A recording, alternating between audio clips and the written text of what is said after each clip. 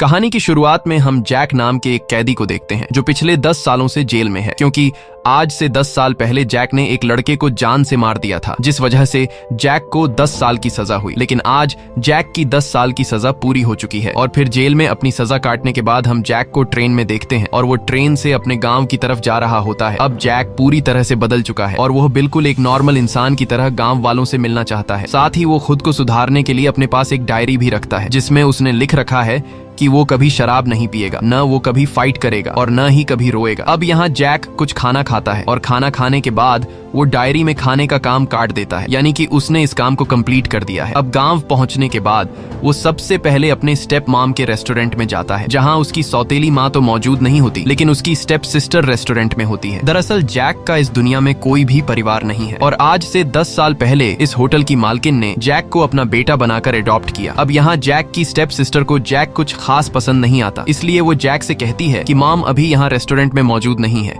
इसलिए अब तुम यहाँ से चले जाओ और शाम को मॉम से मिलने आ जाना। अब जैक को अपनी स्टेप मॉम के रेस्टोरेंट में जगह न मिलने पर वो पब्लिक बाथ टब में नहाने के लिए जाता है, जहाँ पिछले 10 सालों से जेल में रहने की वजह से जैक एडवांस टेक्नोलॉजी के लॉक को खोल नहीं पाता। तब यहाँ का इंचार्ज जैक पर गुस्सा हो जाता है और इंचार्ज जैक की शराफत का फायदा उठाते हुए उसे उल्टा सीधा बोलने लगता है। लेकिन जैसे ही जैक नहाने के लिए अपने कपड़े उतारता है तो वो इंचार्ज जैक के बॉडी पर टैटूज को देखते हुए उसकी आंखें खुली की खुली रह जाती हैं और उसकी सारी हेकड़ी निकल जाती है, क्योंकि ये टैटू एक गैंगस्टर की निशानी है। वहीं अगले सीन में हम देखते हैं कि सड़क के बीचों बीच कुछ लोग एक लड़के को बुरी तरह से मार रहे हैं और वहीं पास में पुलिस भी खड़ी होती है और पुलिस उस लड़के की मदद करने के बजाय दूर से यह सब तमाशा देख रही होती है, क्योंकि वो गुंडे शहर के सबसे बड़े गैंगस्टर कजामा के लिए काम करते थे, इसलिए पुलिस कजामा के डर से उन गुंडों को कुछ नहीं कहती। वहीं हम चुलबुल नाम के गैंगस्टर को देखते हैं जो कुछ शरीफ लड़कों को लाइन से खड़ा करके परेशान कर रहा होता है, पर तभी वहां पर जैक आता है और जैक के सिंपल लुक को देखते हुए ऐसा लग रहा था कि इससे तो कोई बच्चा भी नहीं डर पाएगा। लेकिन जैक को देखकर चुलबुल बिल्कुल शांत खड़ा हो जाता है, क्योंकि चुलबुल जैक को पहचान लेता है और उसे पता है कि जैक कितना खतरनाक आदमी है। और यहाँ चुलबुल नाम के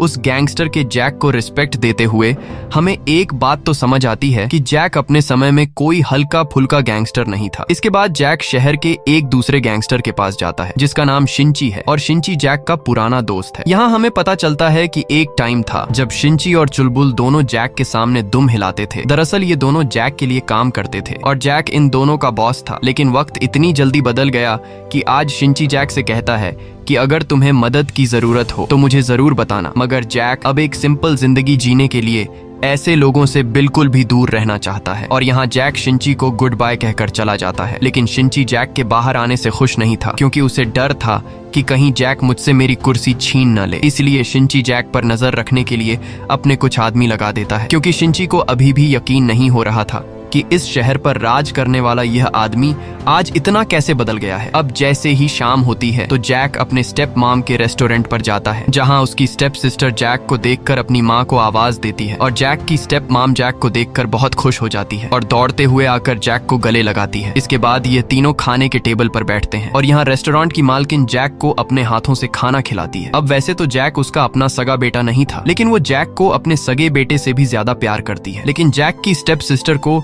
जैक कुछ खास पसंद नहीं आता, इसलिए खाना खाने के बाद जैक की सिस्टर जैक से कहती है कि भले ही मेरी माँ तुम्हें अपना बेटा मानती हो, लेकिन ये बात याद रखना कि मैं उनकी बायोलॉजिकल बेटी हूँ, इसलिए अगर तुम्हें इस घर में रहना है तो तुम्हें मेरी बात माननी होगी। और फिर वो जैक को अपने रूल समझाने लगती है कि मैं बर्तन साफ करूंगी और तुम झाड़ू लगाओगे, मैं पढ़ाई करूंगी तो तुम पोछा मारोगे। अब यहाँ जैक को उसकी शर्तें पसंद तो नहीं आई, लेकिन फिर वो एक डरपोक लड़के की तरह सिर हिलाकर उसकी बात मान गया। अब जैक जब रात को सोने जाता है तो वो मन ही मन फिर से अपने साथ वादा करता है कि वो कभी शराब नहीं पिएगा, कभी लड़ाई नहीं करेगा और न ही कभी रोएगा। वहीं अगले सीन में हम शहर के बीचों बीच कजामा नाम के पॉलिटिशियन को देखते हैं जो इस शहर का मेयर बन चुका है और यहाँ वो लोगों से वादा करता है कि मैं शहर के हर एक काम को ईमानदारी से करूंगा और लोग भी कजामा पर भरोसा करके उसके लिए नारेबाजी करने लगते हैं। लेकिन पॉलिटिशियन जैसे ही गाड़ी में बैठता है तो वो अपने हाथ को टिश्यू से साफ करने लगता है, क्योंकि ये हाथ उसने लोगों के साथ मिलाया था। और यहाँ हमें पता चलता है कि यह पॉलिटिशियन बहुत ही घटिया इंसान है जो लोगों के बीच खुद को एक ईमानदार आदमी बनकर दिखाता है, लेकिन असल में उसे गरीब लोगों से नफरत है और बस सिर्फ अपने फायदे के लिए लोगों के बीच नाटक करके उनका विश्वास जीत लेता है। और साथ ही हमें यह भी पता चलता है कि यह पॉलिटिशियन मेयर होने के साथ साथ शहर में एक गैंग भी चलाता है और शिंची और चुलबुल इस पॉलिटिशियन के लिए काम करते जाते हैं। अगले दिन जैक अपने बॉडी से टैटू रिमूव करने के लिए डॉक्टर के पास जाता है, लेकिन यहाँ डॉक्टर जैक की बॉडी पर इतने बड़े टैटूज को देखते हुए कहता है कि इन सब टैटूज को रिमूव करने के लिए हमें तुम्हारा लेजर ट्रीटमेंट करना पड़ेगा, जिसमें तुम्हारा बहुत पैसा खर्च होगा। इसलिए डॉक्टर जैक को मशवरा देता है कि तुम इन टैटू को अपने बॉडी से न हटाओ तो ही अच्छा है, क्योंकि यह टैटू हटाने के बाद तुम्हारी बॉडी पर निशान बन जाएंगे, जिससे तुम्हारी बॉडी और भी बुरी नजर आएगी। अब यहाँ जैक डॉक्टर की बात को मानते हुए अपनी बॉडी से टैटूज को नहीं हटाता। अगले सीन में हम जैक की मदर को देखते हैं, जो सीधा पॉलिटिशियन के ऑफिस में जाती है। दरअसल पॉलिटिशियन जैक की मॉम का रेस्टोरेंट खरीदने के चक्कर में है और रेस्टोरेंट की जगह पर एक मॉल बनाना चाहता है, और रेस्टोरेंट के आसपास जितनी भी दुकानें हैं उन सभी दुकानों के ओनर्स ने पॉलिटिशियन को अपनी जगह बेच दी है। अब बस सिर्फ जैक की मॉम का रेस्टोरेंट बचा है, लेकिन यहाँ जैक की मॉम पॉलिटिशियन को साफ साफ इनकार कर देती है कि मैं किसी भी कीमत पर अपना रेस्टोरेंट नहीं बेचूंगी। ये सुनकर पॉलिटिशियन गुस्सा हो जाता है और वो जैक की माँ के रेस्टोरेंट को किसी भी तरह से हासिल करना चाहता है, क्योंकि पॉलिटिशियन ने बाकी लोगों से जो जमीन खरीदी है उसके बिल्कुल बीच में जैक की मॉम का रेस्टोरेंट है। इसलिए जब तक पॉलिटिशियन जैक की मॉम का रेस्टोरेंट खरीद नहीं पाता तब तक वो शॉपिंग मॉल नहीं बना सकता। इसलिए पॉलिटिशियन जैक की मॉम को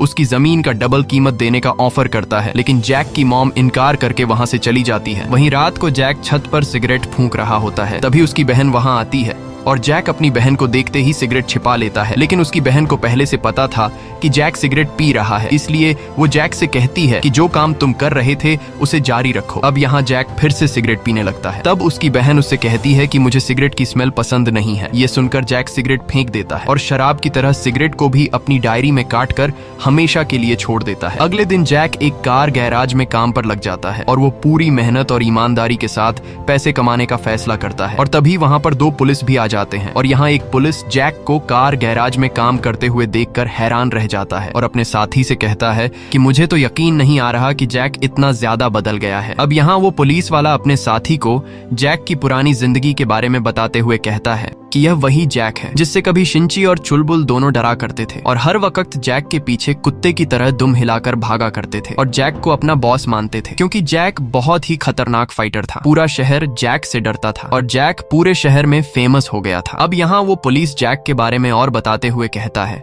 कि वैसे तो जैक एक बहुत ही अच्छा फाइटर था, लेकिन जब वो शराब पी लेता था तब वो और ज्यादा खूंखार हो जाता और फिर जो कोई भी उसके सामने आता तो जैक उसे बुरी तरह से पीट देता। एक बार जब जैक शराब के नशे में था तब उस पर 6 लोगों ने मिलकर हमला किया और वो 6 लोग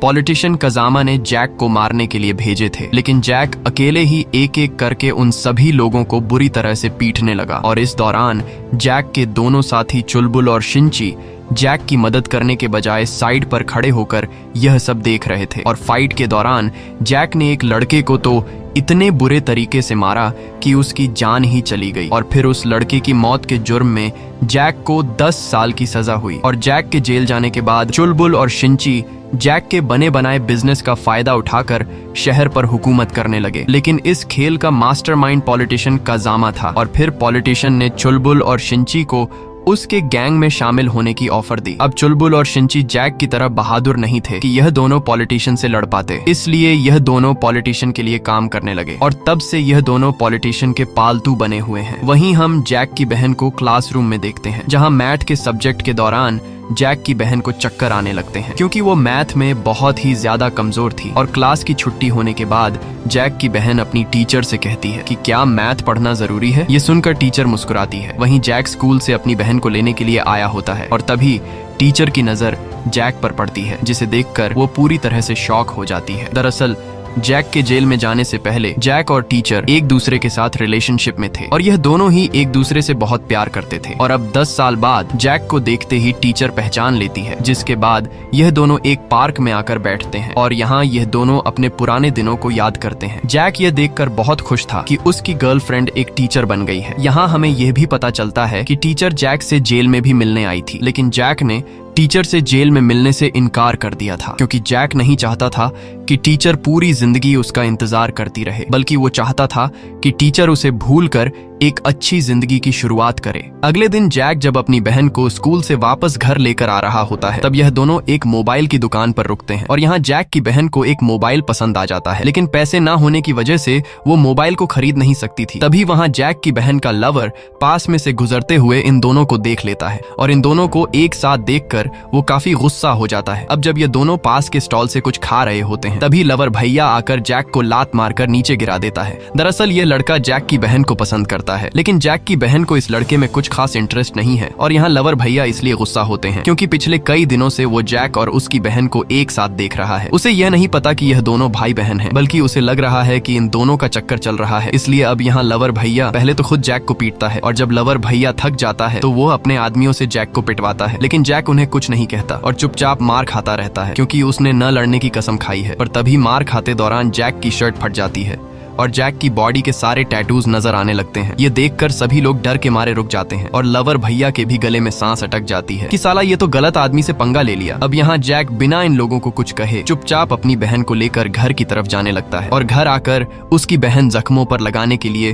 उसे मरहम पट्टी देती है। और यहाँ हम देखते हैं कि आज जो कुछ हुआ उससे जैक की बहन को अपने भाई के लिए बहुत बुरा लगा और जिस तरह पहले उसकी जैक से नहीं बनती थी, अब वो जैक को अपना भाई मानने लगी है और जैक के साथ रहना उसे काफी अच्छा लगने लगा है। वहीं दूसरी तरफ हम पॉलिटिशियन को देखते हैं जिसने चुलबुल और शिंची को बुलाया होता है और यहाँ पॉलिटिशियन जैक की माँ का रेस्टोरेंट न बेचने की वजह से परेशान होता है। इसलिए वह चुलबुल और शिंची से कहता है कि अगर तुम दोनों में से किसी ने मेरे लिए उस रेस्टोरेंट वाली जगह खाली करके दी तो उस आदमी को मैं इस गैंग का अगला लीडर बना दूंगा। अब यहाँ चुलबुल उस काम के लिए हाँ कर देता है और फिर अगले ही दिन चुलबुल अपने कुछ आदमियों के साथ जैक की मॉम के रेस्टोरेंट में घुस जाता है और तोड़ फोड़ मचाने लगता है और यहाँ जैक टेबल पर बैठकर खाना खा रहा होता है, लेकिन जैसे ही चुलबुल की नजर जैक पर पड़ती है तो वो कपकपाती हुई आवाज में अपने बंदों को रुक जाने को बोलता है क्योंकि उसे नहीं पता होता कि यह रेस्टोरेंट जैक की मॉम का है। और यहाँ जैक चुलबुल को गर्दन से पकड़कर उससे कहता है कि यह रेस्टोरेंट मेरी माँ का है, इसलिए अब सीधा चुपचाप यहाँ से चले जाओ और मैं फिर से तुम्हें दोबारा यहाँ न देखूं। अब डर के मारे चुलबुल चुपचाप अपने आदमियों के साथ जैक की मॉम के रेस्टोरेंट से बाहर निकल आता है। अगले दिन पॉलिटिशियन जब जैक की मॉम के रेस्टोरेंट के सामने से गाड़ी में गुजर रहा होता है तो वो देखता है कि यह रेस्टोरेंट अभी तक खाली नहीं हुआ और यह देखकर पॉलिटिशियन को बहुत गुस्सा आ जाता है और तब यहाँ पॉलिटिशियन का ड्राइवर पॉलिटिशियन को बताता है कि जैक जेल से बाहर आ चुका है और यह रेस्टोरेंट जैक की माँ का है। ये सुनकर पॉलिटिशियन घबरा जाता है क्योंकि उसे अभी तक पता नहीं था कि जैक इस वक्त आजाद घूम रहा है। वहीं जैक को कार गैराज में काम करते हुए अपनी पहली सैलरी मिल जाती है और वो अपनी पहली सैलरी से अपनी माँ के लिए जूते खरीदता है और जैक की मॉम उन जूतों को देखकर काफी खुश हो जाती है और पहली बार अपने बेटे का दिया हुआ गिफ्ट देखकर वो इमोशनल हो जाती है। तब यहाँ जैक की सिस्टर जैक से इशारों में कहती है कि अबे पागल, माँ इमोशनल हो गई है इसलिए जल्दी से माँ को गले लगो। अब यहाँ जैक हिम्मत करके माँ को गले लगता है और माँ भी खुशी से जैक को गले लगा लेती है, लेकिन यहाँ जैक की बहन खुश नहीं थी क्योंकि जैक अपनी बहन के लिए कोई गिफ्ट नहीं लेकर आया था। इसलिए जैक की बहन नाराज होकर छत पर चली जाती है। तब यहाँ जैक पीछे से आता है और हमें पता चलता है कि जैक अपनी बहन के लिए भी गिफ्ट लाया है और वो गिफ्ट कुछ और नहीं बल्कि कुछ दिन पहले जैक की बहन को पसंद आया हुआ मोबाइल होता है। यह देखकर जैक की बहन खुश तो हो जाती है, लेकिन वो इतने महंगे गिफ्ट को लेने से इनकार कर देती है और साथ ही जैक पर रोब जताते हुए कहती है कि तुम गिफ्ट देकर मेरी माँ को तो खरीद सकते हो लेकिन मुझे नहीं। अब जब वह नखरे दिखाने लगी तो जैक कहता है कि ठीक है, अगर तुम यह गिफ्ट नहीं लेना चाहती हो तो मैं इसे अपने पास रख लेता हूँ। यह कहकर जैक नीचे चला जाता है, लेकिन तभी उसकी सिस्टर उसके लिए चाय लेकर आती है और जैक अपनी बहन के चेहरे को देखकर समझ जाता है कि ये लड़की किस चीज के बदले चाय लेकर आई है और फिर जैक उसे वो मोबाइल दे देता है, जिसे पाकर जैक की सिस्टर काफी खुश होती है और अपनी फोटोज लेने लगती है। अगले दिन वो जब जैक की फोटो ले रही होती है तभी उसकी नजर जैक की जेब में पड़ी डायरी पर पड़ती है, जिसे देखते ही वो जैक से छीन लेती है और यहाँ वो डायरी में जैक के रूल्स को पढ़ते हुए उसे पता चलता है कि जैक ने डायरी में फैमिली के साथ पिकनिक पर जाना भी लिखा है। ये देखकर जैक की सिस्टर जैक को मना लेती है कि हम ये पिकनिक वाला काम सबसे पहले करेंगे और फिर अगले ही दिन जैक अपनी माँ और बहन के साथ पिकनिक पर चला जाता है, जहाँ ये लोग काफी एंजॉय करते हैं और ढेर सारी फोटोज खींचते हैं और ये दिन इन तीनों के लिए एक यादगार दिन बन जाता है। अब रात को पॉलिटिशियन का ड्राइवर जैक से मिलने आता है और ये बंदा जैक का पुराना और एक अच्छा दोस्त होता है। अब वैसे तो ये आदमी तो पॉलिटिशियन का ड्राइवर है, लेकिन जैक का पुराना दोस्त होने की वजह से वो जैक को समझाता है कि तुम जिस पॉलिटिशियन के साथ पंगा ले रहे हो वो बहुत ही ज्यादा खतरनाक आदमी है। वो तुम्हारी माँ का रेस्टोरेंट हासिल करने के लिए तुम्हारी फैमिली को भी नुकसान पहुंचा सकता है, इसलिए तुम काफी संभल कर रहो। वहीं चुलबुल और शिंची साथ बैठे होते हैं और ये दोनों फैसला करते हैं कि हम दोनों मिलकर जैक की माँ का रेस्टोरेंट खाली करवाएंगे, क्योंकि पॉलिटिशियन बहुत ज्यादा गुस्सा है। इसलिए अगर जल्द ही हम दोनों ने वो रेस्टोरेंट खाली नहीं करवाया तो पॉलिटिशियन हमारी जगह किसी दूसरे बंदे से ये काम करवा कर उस दूसरे बंदे को गैंग का लीडर बना देगा और अगले दिन जब जैक काम पर जाता है। तब मौके का फायदा उठाते हुए चुलबुल एक बार फिर से जैक की मॉम के रेस्टोरेंट पर हमला कर देता है और सामान को तोड़कर बाहर फेंकने लगता है। वहीं बाहर नली पुलिस भी खड़ी होती है, लेकिन पॉलिटिशियन के डर से पुलिस कुछ भी नहीं कर पाती। यहाँ चुलबुल जैक की माँ को धमकी देता है कि अगर तुमने ये रेस्टोरेंट खाली नहीं किया तो हम तुम्हें मार देंगे। इसी दौरान जैक की सिस्टर भी वहाँ पहुँच जाती है। अब यहाँ पहले तो वह खुद गुंडों को तोड़फोड़ करने से रोकती है, लेकिन जब गुंडे नहीं रुकते तो वह दौड़ते हुए सीधा जैक के पास कार गैराज में पहुंच जाती है, जहां वह जैक को सारी बात बता देती है कि पॉलिटिशियन के लोगों ने फिर से हमारे रेस्टोरेंट पर हमला किया है। ये सुनकर जैक जल्दी से अपनी माँ के रेस्टोरेंट में पहुंचता है, लेकिन उसके पहुंचने से पहले ही वह गुंडे रेस्टोरेंट में तोड़फोड़ करके चले गए होते हैं। अब ये सब देखकर जैक सीधा पॉलिटिशियन के पास जाता है और उससे कहता है कि मैंने फाइट करना छोड़ दिया है, अब मैं एक शरीफ आदमी की तरह जिंदगी गुजार रहा हूँ, इसलिए मुझे दोबारा फाइट करने पर मजबूर न करो और हमें सुकून से रहने दो। ये कहकर जैक वहाँ से चला जाता है। अब यहाँ पॉलिटिशियन को पता चल गया होता है कि जैक 10 साल पहले एक खतरनाक गैंगस्टर हुआ करता था, जिसे मैंने मारने के लिए अपने 6 लोग भेजे थे, लेकिन जैक ने उन 6 लोगों को बुरी तरह से पीटा और एक लड़के को तो जान से मार डाला, जिस वजह से जैक को 10 साल की सजा हुई। और अब यहाँ पॉलिटिशियन समझ जाता है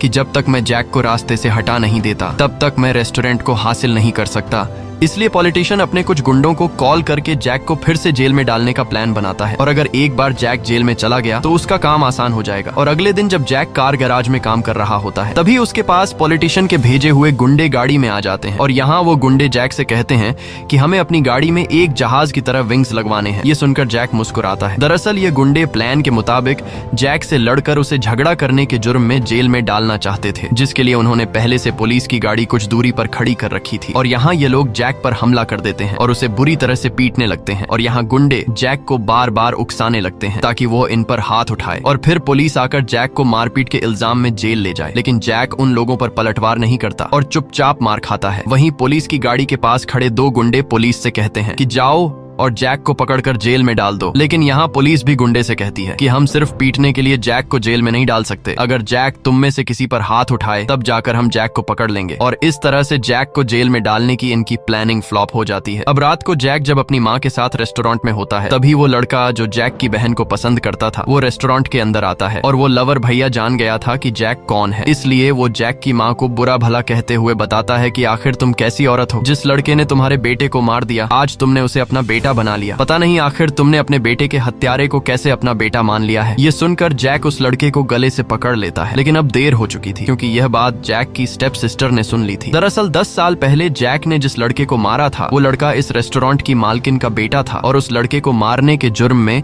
जैक को 10 साल की सजा हुई थी। अब रात को जैक की सिस्टर अपनी माँ से पूछती है कि आखिर तुमने मेरे भाई के कातिल को अपना बेटा क्यों बनाया, जिस पर उसकी माँ बताती है कि इसमें सारी गलती जैक की नहीं थी, क्योंकि तुम्हारा भाई पॉलिटिशियन के कहने पर जैक को मारने के लिए गया था, लेकिन जैक से लड़ते दौरान तुम्हारे भाई की मौत हुई, और तुम्हारे भाई को मारने के बाद जैक बहुत ज्यादा उदास था, क्योंकि वो तुम्हारे भाई को जान से मारना नहीं चाहता था, बल्कि जैक ने तो खुद के बचाव के लिए तुम्हारे भाई पर वार किया। और फिर जब मैं जैक से मिलने जेल गई तो वहाँ जैक मेरे सामने इतना रोया कि उसके रोने की आवाज कई महीनों तक मेरे कानों में गूंजती रही, क्योंकि जैक को अपने किए पर पछतावा था। और जैक ने जेल में रो रो कर मुझसे माफी मांगी कि मैं तुम्हारे बेटे को मारना नहीं चाहता था, लेकिन ये सब मेरे से अनजाने में हुआ, और फिर मैंने जैक को माफ कर दिया, क्योंकि वहाँ मैंने देखा कि जैक मेरे बेटे की तरह ना समझ है और उसने जो कुछ किया वो एक एक्सीडेंट था। और फिर मैंने जैक को अडॉप्ट करके अपना बेटा बना लिया, क्योंकि मुझे लगा कि अगर वो मेरे साथ रहेगा तो मुझे उसके रूप में अपना बेटा मिल जाएगा। वहीं रात को जैक छत पर उदास खड़ा होता है, क्योंकि उसकी सच्चाई सामने आने के बाद उसे नींद नहीं आ रही होती है। तब यहाँ उसकी सिस्टर उसके पास आती है और जैक अपनी स्टेप सिस्टर से माफी मांगते हुए कहता है कि मैं तुम लोगों को छोड़कर यहाँ से दूर चला जाऊंगा, क्योंकि मैं तुम्हारे भाई का कातिल हूँ, इसलिए तुम अपनी माँ का ख्याल रखना। ये सुनकर जैक की सिस्टर जैक पर गुस्सा करती है और जैक से कहती है कि मेरी माँ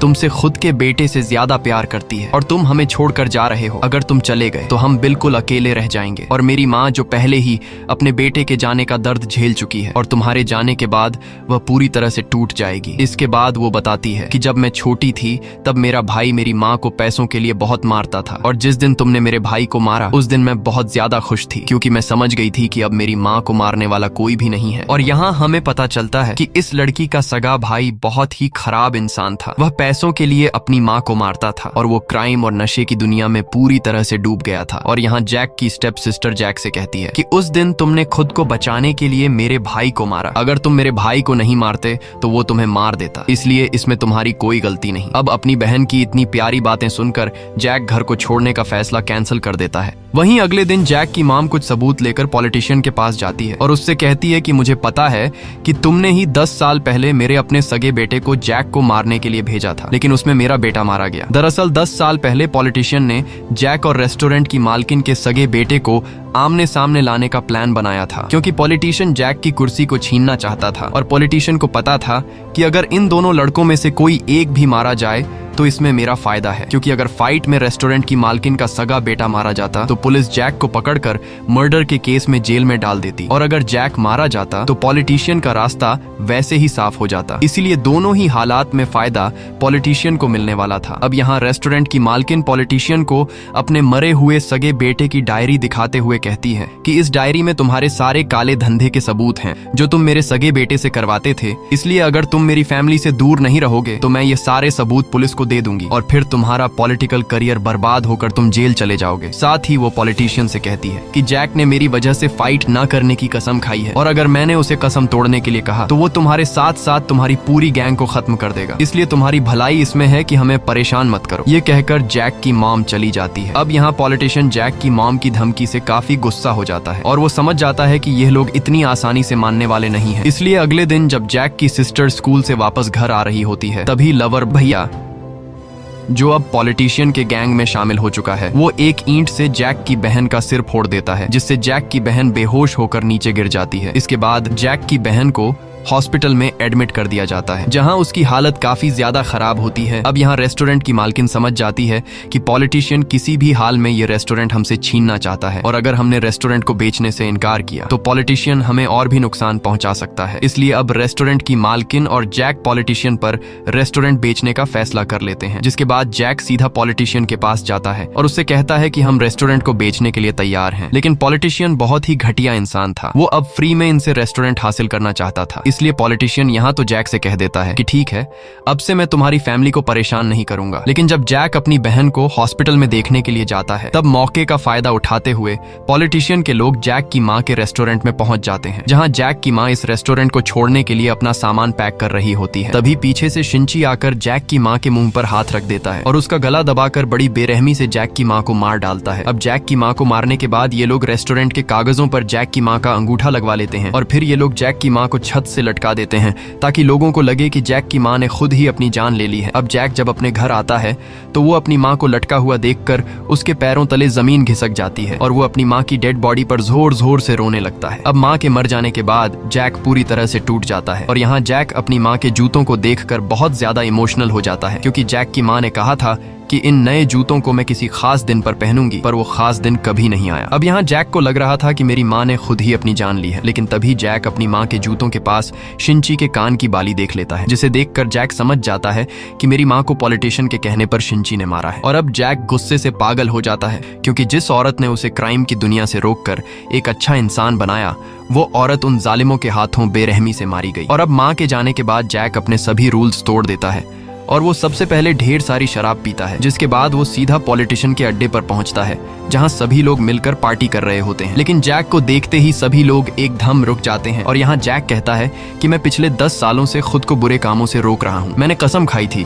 कि चाहे मेरे साथ कोई कितना ही बुरा क्यों ना करे, मैं उस पर हाथ नहीं उठाऊंगा, और ये कसम मैंने अपनी माँ की वजह से खाई थी, लेकिन तुम लोगों ने मेरी माँ को मारकर मुझे कसम तोड़ने पर मजबूर कर दिया। तब यहाँ शिंची कहता है कि तुम्हारी माँ की मौत के बारे में सुनकर काफी दुख हुआ। ये सुनकर जैक शिंची की कान की बाली उसकी तरफ फेंक कर कहता है कि मैं ध्यान रखूंगा कि तुम्हारा दुख कम न हो जाए। इसके बाद जैक पॉलिटिशियन के ड्राइवर ली को कहता है कि अगर तुम मरना नहीं चाहते तो तुम बाहर जा सकते हो। ये सुनकर ली जल्दी से बाहर जाने लगता है और बाहर जाते हुए ली जैक से उसकी जान बख्शने के लिए थैंक यू कहता है। जैक ली को बाहर इसलिए जाने देता है क्योंकि ली ने कई बार जैक की मदद की थी। और ली के बाहर जाने के बाद जैक सामने खड़े सभी लोगों से कहता है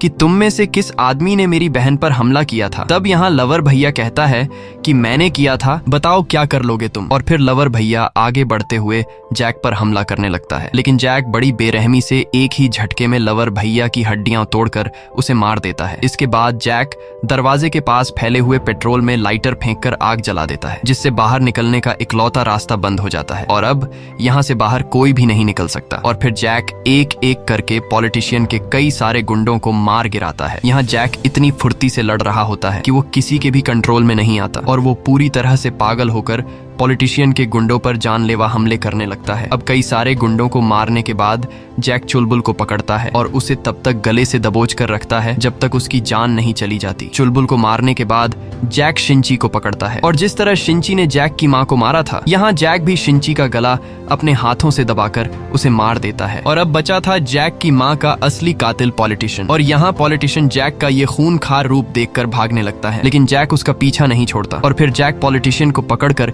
एक लोहे के रोड से उसके सिर पर कई वार करके पॉलिटिशियन को मार देता है। अब पॉलिटिशियन को मारने के बाद जैक उसी क्लब में बैठ जाता है और अपनी मां को याद करके रोने लगता है, क्योंकि इन लोगों ने उसे फिर से वही इंसान बना दिया जो न बनने की उसने कसम खाई थी। इसी के साथ यह कहानी खत्म हो जाती है। अगर आपको यह वीडियो अच्छी लगी हो तो हमारे चैनल को सब्सक्राइब और वीडियो को लाइक जरूर कीजिएगा।